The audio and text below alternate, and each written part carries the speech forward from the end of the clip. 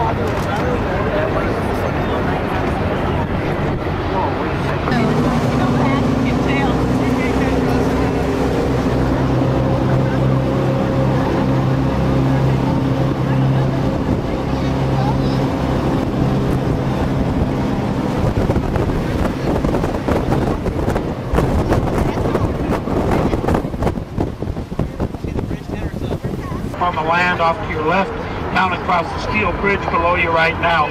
Back up the west side of the river to through the Japanese Memorial and the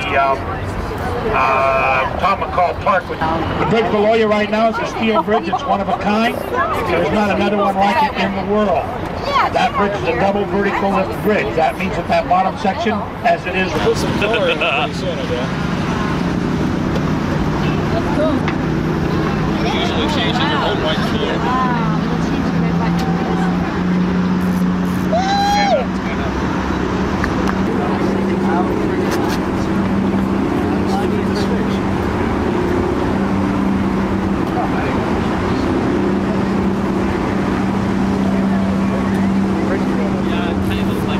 Great timing. Yeah, perfect. Oh, here comes the spray. Oh, here comes the spray. I know. That is Pretty impressive pumps on board that boat. That's why it can.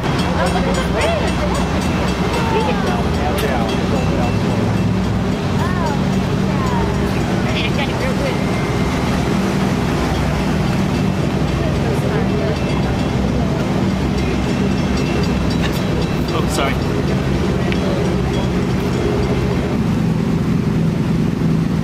You don't think they're doing that for us, do you? Yeah.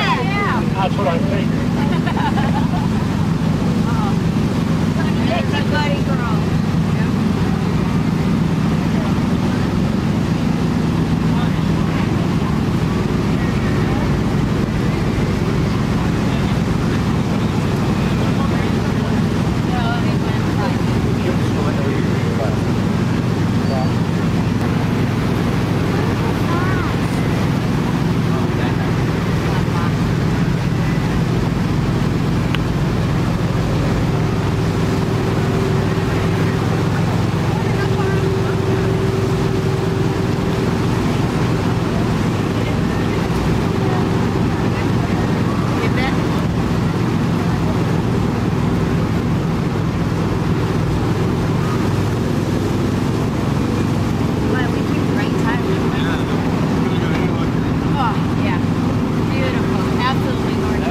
Crazy good pictures there.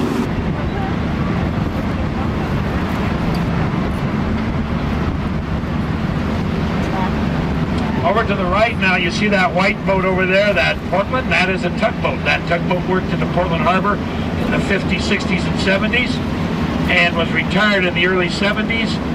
Some volunteers got a hold of it and put a lot of volunteer time and volunteer money into restoring.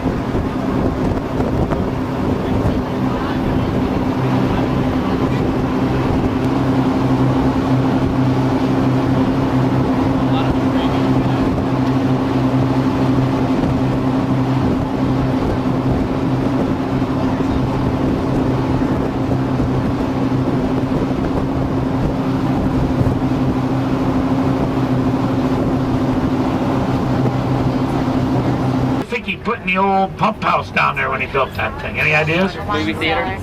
Well, close. Swimming pool. It's a big swimming wine cellar. Man, that's a huge room. Of course, I guess if you got a lot of wine, you need it. The Waverly Golf and Country Club. Waverly is one of Oregon's most oldest.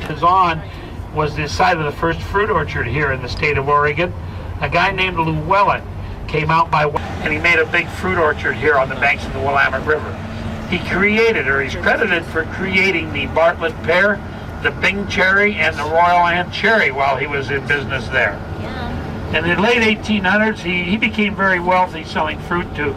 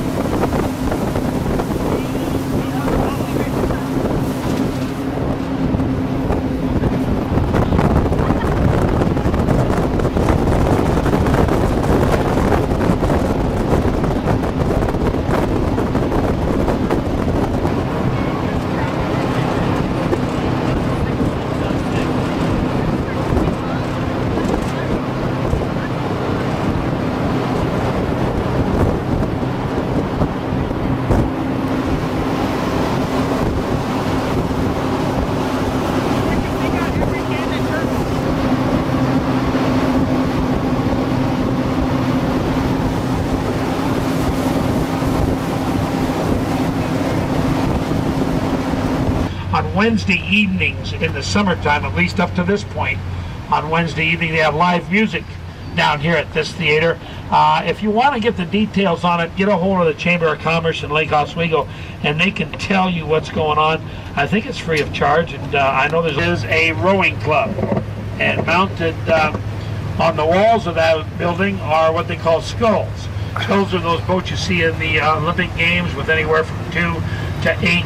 If I was to go through here full bore and make a big wish so far, this year so far, not good enough to buy one of those things.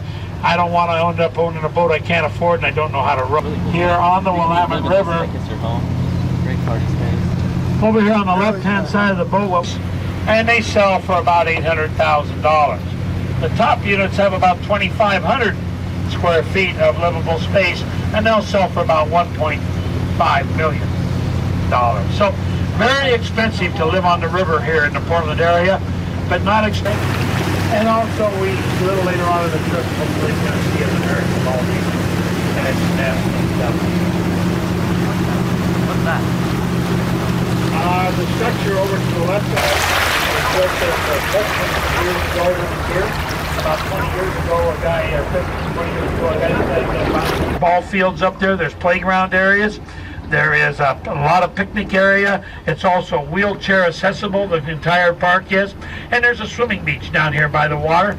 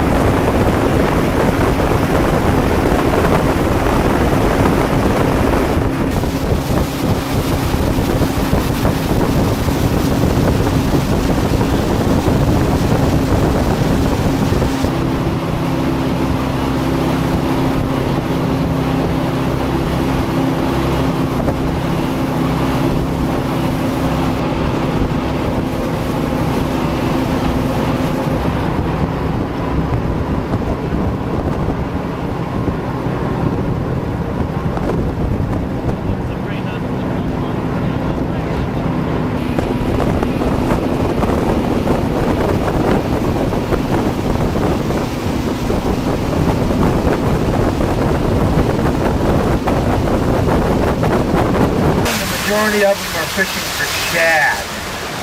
The salmon season is kind of winding down now. A few of them might be fishing for salmon, but a lot of them are fishing for shad. There's a lot of them come up the river this time of year. They come up, they're a surface spawner. They spawn on in the pools and stuff up by the falls, and then they return back down to the ocean. And then on the right-hand side of the Clackamas is what we call Clackamas Park. And Clackamas Park is has a horseshoe pit area, a skateboard rink. Yep. It also has camping, picnicking, and swimming. Eat that, it's kind of a delicacy. There, he's scooping it. Maybe. Yep. No. Yep. No. There he got it. Yeah. There's a shad. A lot of fun to catch. They're the fightingest fish I've ever caught. A lot of shad. A few 100,000 shad come up this river.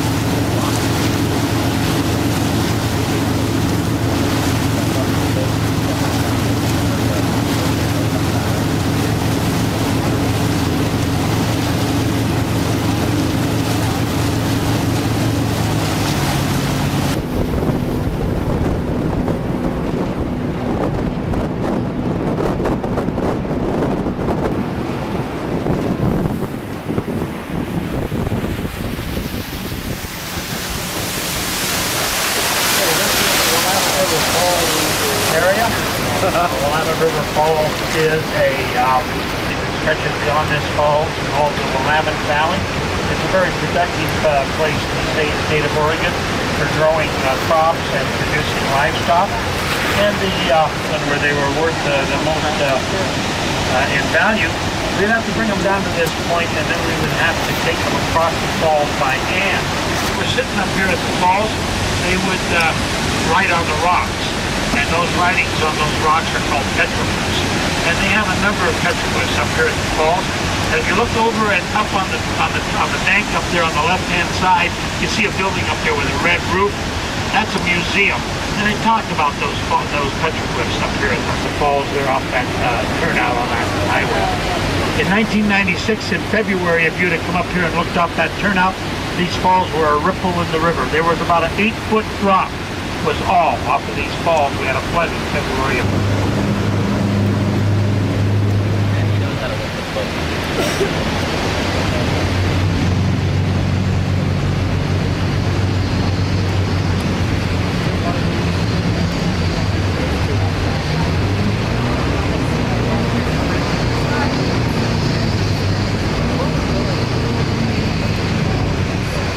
Well, he just fouled me up pretty good right there, but anyhow, let me see if I can show you this.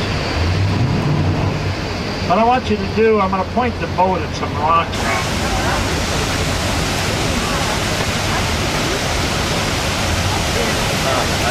And there's the balance of your falls. You can actually get out of your carriage way here. Most of these people fish mills up here. There's been a number of different kind of mills up at the falls. There's been woolen mills and sawmills and all that type of stuff over the years, mainly using the water pressure for power. The two mills that are left up here are paper mills. The one over on the left over here produces paper of a high quality, the kind that you would find in the annual report. Go inside of chamber number 1. As we go in here, notice on the right-hand side of and the left-hand side of the boat, there's doors. Once we got in that side of this chamber, those right-hand side, I don't know, right now with the water height, probably about 10 feet. We would go up